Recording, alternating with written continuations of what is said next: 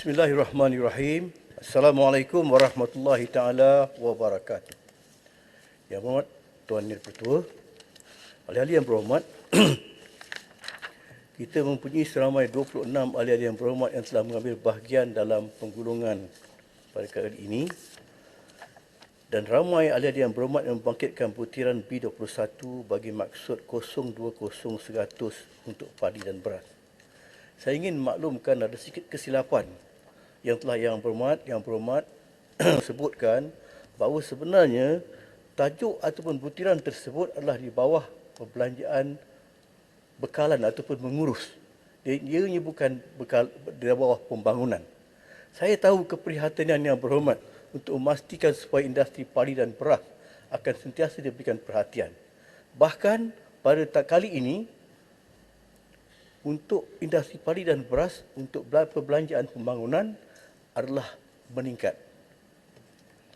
Justru itu, Mafi memahami kebimbangan ahli yang berhormat mengenai kecukupan peruntukan bagi subsidi dan juga insentif untuk menampung pertamanya kos penanaman padi, keduanya untuk menampung kenaikan harga baja dan racun di pasaran tempatan. Sebelum itu, saya ingin menarik perhatian ahli-ahli yang berhormat bahawa pada ketika ini, kedudukan padi negara kita ataupun beras kita adalah masih lagi menggunakan dasar 70-30, iaitu 70 daripada keluaran tempatan dan 30 kita import. Pada ketika ini, penggunaan sebulan adalah sebanyak 200,000 metrik tan. Dan setahun kita perlukan sebanyak 2.4 juta metrik tan. Pengeluaran tempatan kita hanyalah 140,000 setahun sebulan dan berjumlah sebanyak 1.7 juta metrik tan setahun. Ini menunjukkan import kita pada tiap-tiap bulan sebanyak 60,000 metrik tan bersamaan dengan sebulan sebanyak 700,000 metrik tan. Sementara stockpile kita untuk tahun ini kita mempunyai stockpile sebanyak 200,000 metrik tan. Dan di dalam circulation di seluruh negara kita mempunyai sebanyak 600,000 metrik tan. Dan untuk tahun 2023 nanti, stockpile kita akan terus meningkat sebanyak 290,000 metrik tan bagi memastikan supaya bekalan makanan negara kita akan sentiasa mencukupi dan berada dalam keadaan yang selamat. Untuk maklumat ahli yang berhormat, Mafi telah memperuntukkan pelbagai input dan output pertanian yang bersubsidi semenjak tahun 1980 lagi. Dan di bawah belanjawan 2022, kerajaan terus memperuntukkan sebanyak 1.53 bilion ringgit bagi tujuan tersebut. Maklumat butiran subsidi adalah seperti berikut. Butiran yang pertama di bawah 040-400, skim subsidi harga padi adalah berjumlah sebanyak 570 juta yang bernas menjadi penyelarasnya. Butiran 040-500, subsidi insentif tanaman padi yang berbentuk input yang berjumlah sebanyak 960 juta ringgit. Yang ini meliputi skim baja padi kerajaan persekutuan yang berjumlah sebanyak 386 juta. Sementara skim insentif pengeluaran padi yang berjumlah sebanyak 422 juta. Baja tampahan NPK, racun makhluk perosak untuk membajak, mengapur, insentif benih padi sah yang berjumlah sebanyak 75 juta ringgit dan skim baja padi bukit ataupun padi huma. Mafi amat prihatin terhadap keluhan para pesawah terhadap kenaikan harga racun yang ketara di pasaran. Di bawah program skim insentif pengeluaran padi, pesawah yang dah berdaftar adalah diberi bantuan bersubsidi sebanyak RM200 satu hektar semusim. Kadar ini telah diguna pakai sejak SIPP diperkenalkan sejak tahun 2008 dan ianya dapat menampung pembelian sebanyak 4 botol racun pelbagai jenama untuk setiap hektar bermusim berdasarkan keperluan oleh pesawah. Bantuan bersubsidi ini meliputi 62 produk racun di bawah senarai SIPP di mana harganya adalah terkawal. Kepada yang berhormat jempol, sebenarnya hanya seramai 200 orang tenaga penguruh asing yang menjadi sebagai pesawah di 7 kawasan AIDA yang telah kita kena pasti. Dan dengan pengenalan program Smart Sawah berskala besar ke semua syarikat pemaju ataupun peneraju akan diwajibkan untuk menggaji hanya tenaga kerja tempatan 100%. Mengenai variety padi pula, sebanyak 10 variety padi baru mengikut ekosistem spesifik seperti kemarau, air masin, kawasan hotspot, penyakit dan juga perosak, variety padi wangi, variety tadahan hujan dan variety super turut akan dibangunkan dalam tempoh RMK12. YB6 pula ada menyebut cadangan menubuhkan satu dengan izin Rice Center of Excellence.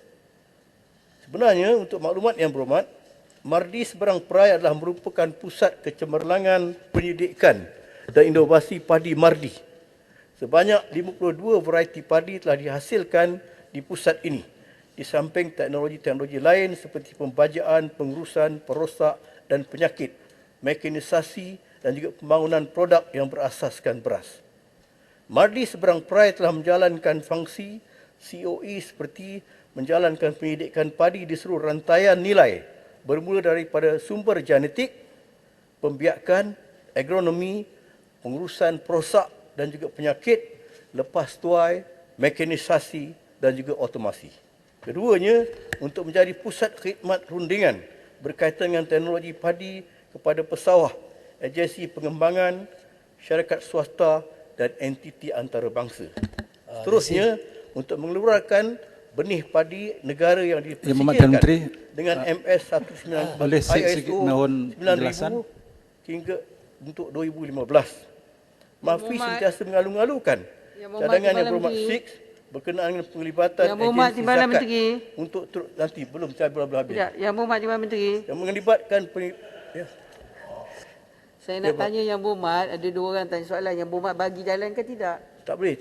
Tak boleh. Saya belum habis lagi. Dia tak nak bagi. Tak bagi ya? Nanti sekejap. Timbalan Menteri sombong lah. Tak apalah. Silakan. Mafi sentiasa mengalu-alukan cadangan Yang Berhormat Sik berkenaan penglibatan agensi zakat untuk turut serta sebagai syarikat peneraju Smart SBB. Sebelum ini saya ingin nak sebutkan Yang Berhormat Farid ada sebutkan bahawa baru-baru ini Yang Amat Berhormat Perdana Menteri telah memperkenalkan satu lagi variety padi baru yang dipanggil IS21.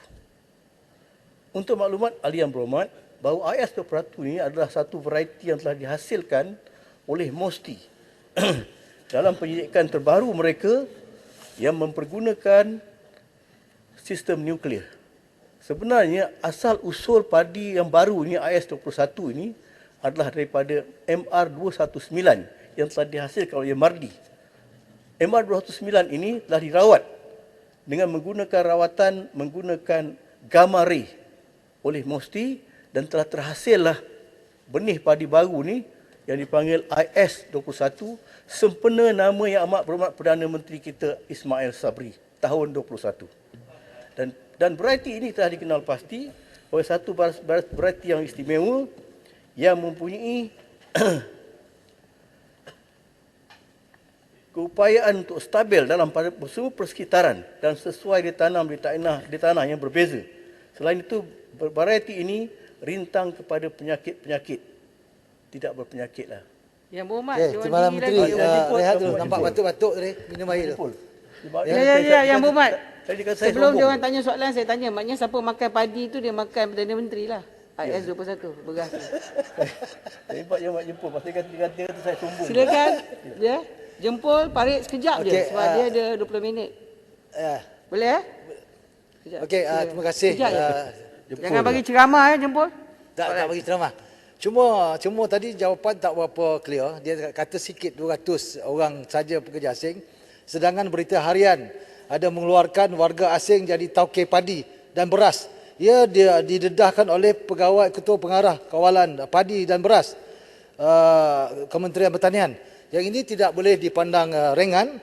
Ada dalam akhbar berita harian ni, Metro Harian. Dan saya dapati jawapan ni tak berapa memerangsangkan saya. Sebab 200 orang ni telah pun menjadi toke. Jadi apakah Mafi akan berkolaborasi dengan agensi lain bagi menangani isu Bangla Bangladesh dan juga Rohingya ni menguasai sawah padi negara? Dan apakah Menteri bersetuju bahawa bayaran upahnya rendah menjadi faktor generasi muda tidak berminat untuk menguasai sawah padi? Jadi Terima kasih, ini Yang Menteri Berhormat. tak jawab tadi. Sekejap, atas keprihatinan. Untuk maklumat Speaker. Yang Berhormat, memang kita mengambil kita berpinjam cukup Biar serius dijawab sekali dulu. Silakan. dengan penyertaan warga asing dalam sawah padi ini. Bahkan kita mahu memastikan supaya kawasan yang ditanam sawah padi ini tidak akan diusik untuk apa pembangunan lain kalau boleh. Kerana kalau kerajaan negeri akan terus bekerjasama dengan MAFI, jadi kawasan yang kita tanam pada ketika ini akan terus diperuntukkan kepada usaha tanaman padi yang menjadi makanan ruji rakyat Malaysia. Jadi dengan penyertaan ataupun penglibatan warga asing ini, kita pandang cukup serius dan telah pun kita laporkan pada pihak berwajib, dan kita dapati ada di kalangan mereka pada ketika ini bukan saja menanam padi, bahkan telah mengubah tanaman kepada sayur yang lebih menguntungkan. Ini sebab yang kita takuti sekali. Jadi dengan perbuatan begini akan mengurangkan lagi kawasan tanaman padi. Jadi insya-Allah Yang Berhormat, kita akan mengambil tindakan dan perkara ini telah pun kita laporkan kepada pihak wajib untuk mengambil tindakan.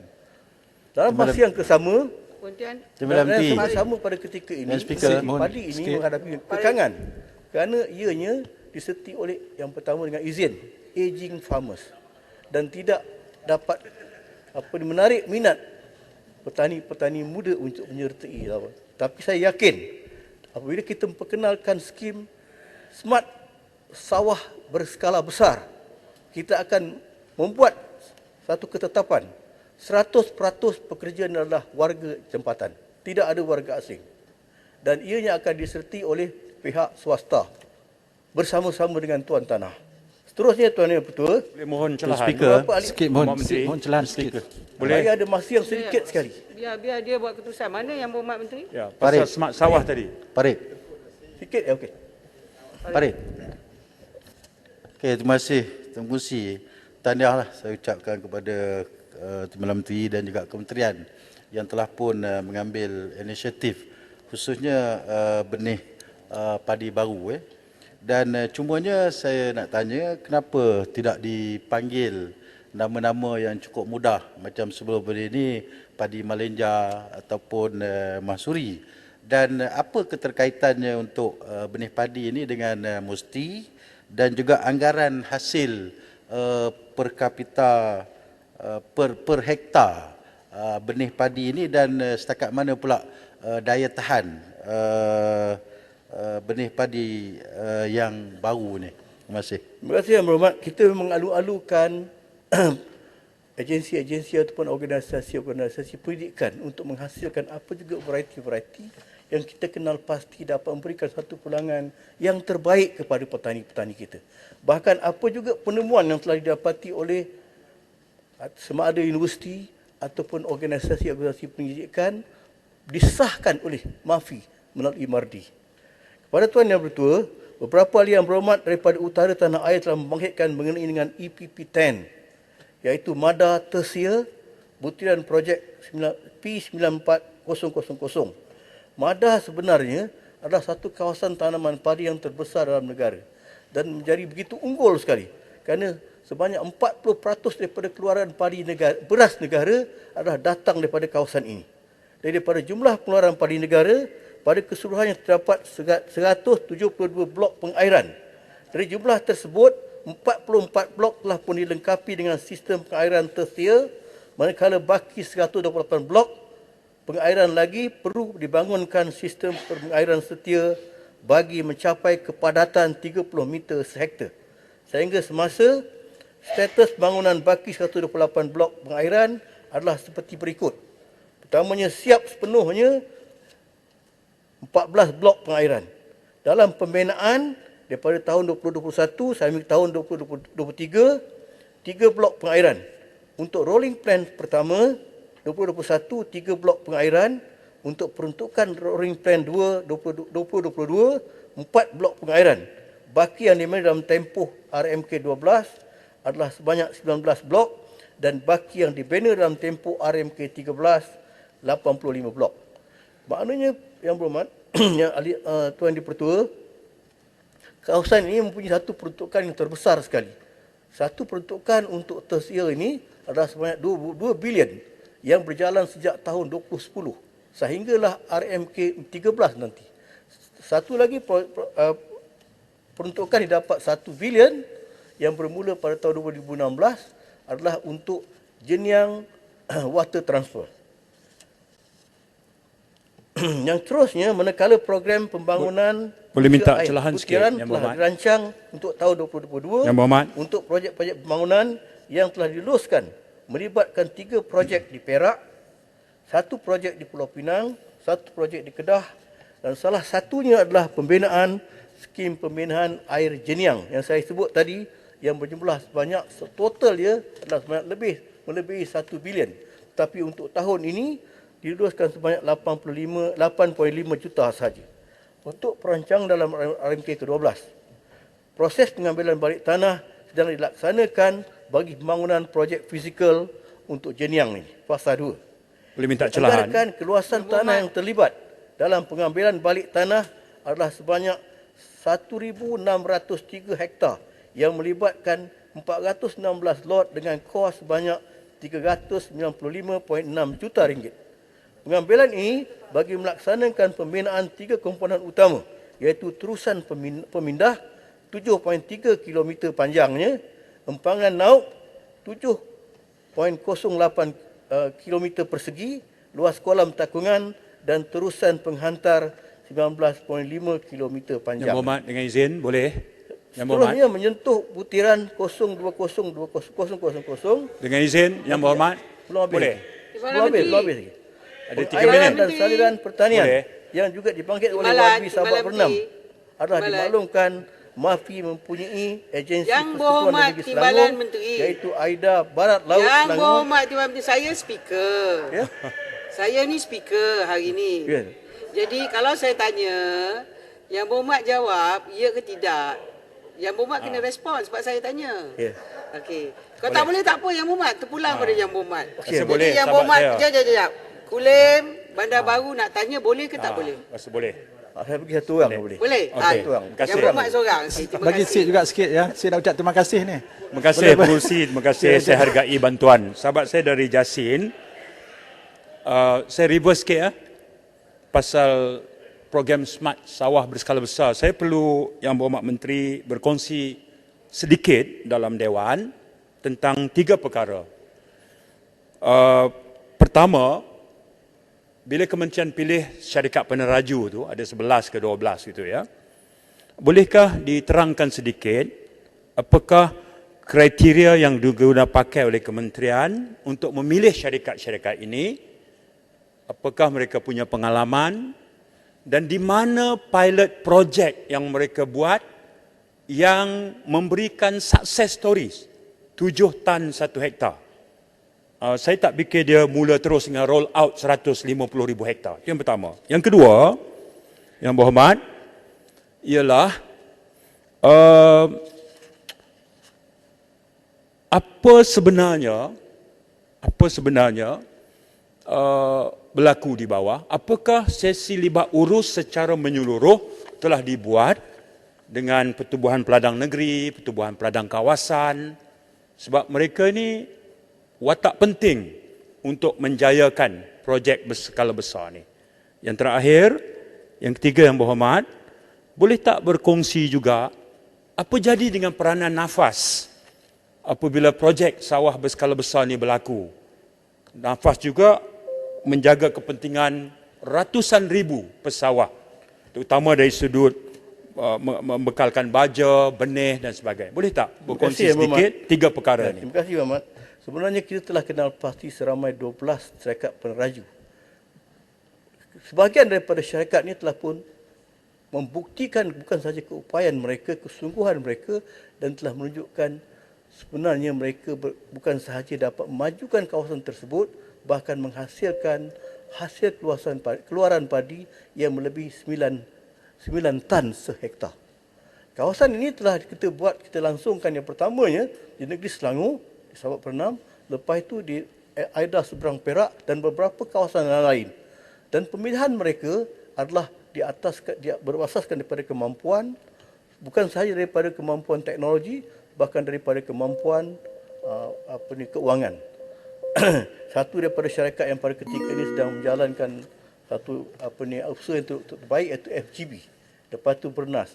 Dan tidak kurang juga kita akan includekan juga termasuk nafas sekali. Dan janganlah kita menyangka bahawa nafas tidak akan diberikan perhatian langsung. Keduanya apa yang berhormat tanya tadi, adakah libat urus dengan PPK. Memang itu satu daripada kerja yang kita buat supaya kita hendak memberikan pandangan yang sejelas-jelasnya bahawa semua pesawah-pesawah sebagai tuan tanah tidak akan terjejas pemilikan mereka.